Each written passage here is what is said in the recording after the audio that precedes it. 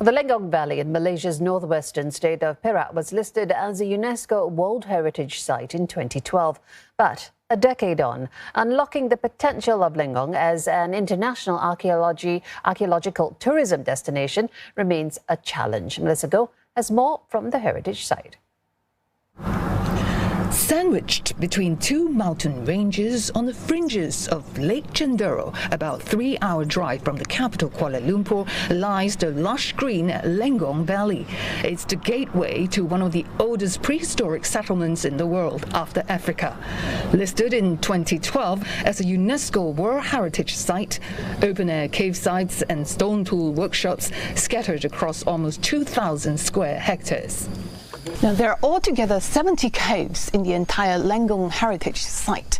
Now, only 6 have been discovered and excavated upon. Now, this is one of them. It's called Gua Asar, and I'm going to check it out.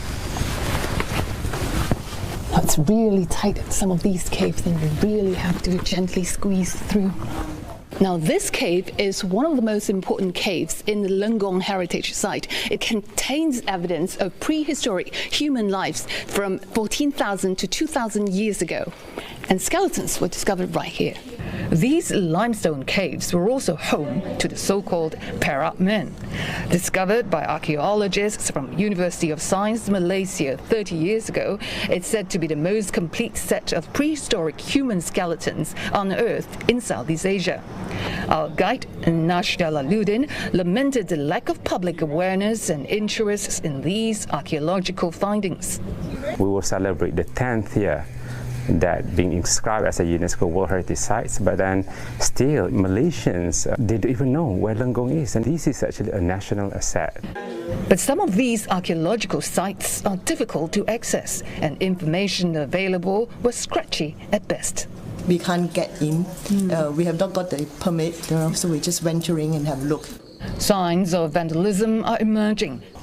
Now, according to archaeologists, there are still many caves that yet been explored and discovered, and preserving them is one of the biggest challenges right now.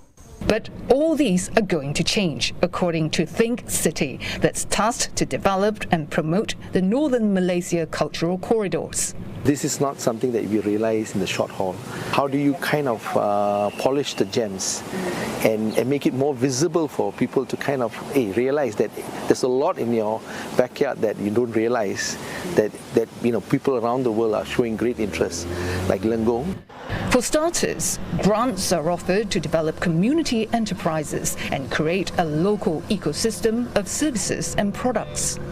This includes investment to build capacity and improve existing amenities and infrastructure in anticipation of a surge in tourist arrivals.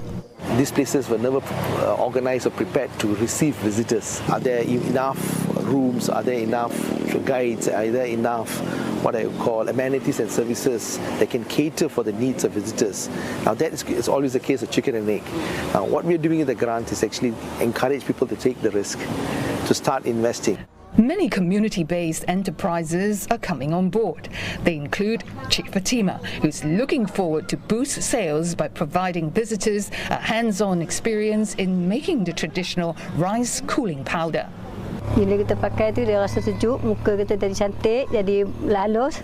Azmadi Ahmad, who supplies fish for a local delicacy called bekasam, hopes that his business that was hard hit by the pandemic can recover soon. For the young people, they don't know. Perak men have here a big gift for Lenggong. Meanwhile, school trips are organized monthly to visit the archaeological sites. All this to stimulate interests and encourage locals to appreciate and protect the World Heritage, as Malaysia seeks to become an emerging international archaeotourism destination. Melissa Goh, CNA, Lenggong, Perak.